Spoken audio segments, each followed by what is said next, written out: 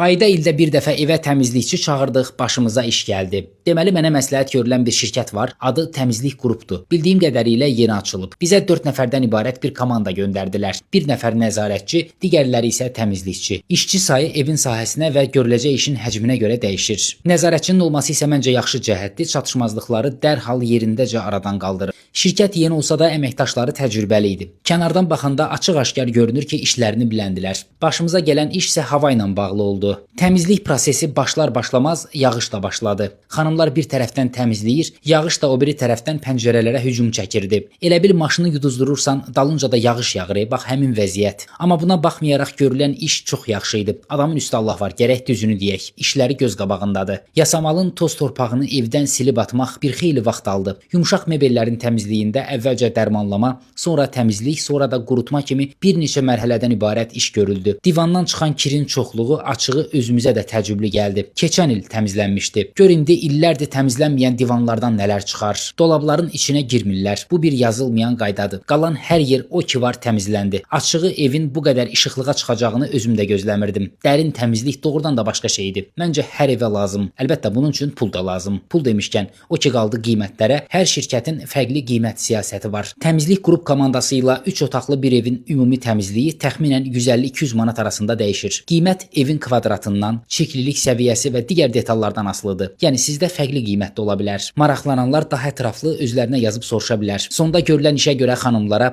izlədiyinizə görə isə sizə təşəkkürlər. Dostlar, kanalıma abunə olmağı və bol-bol şərhlər yazmağı unutmayın. İzlədiyinizə görə təşəkkürlər.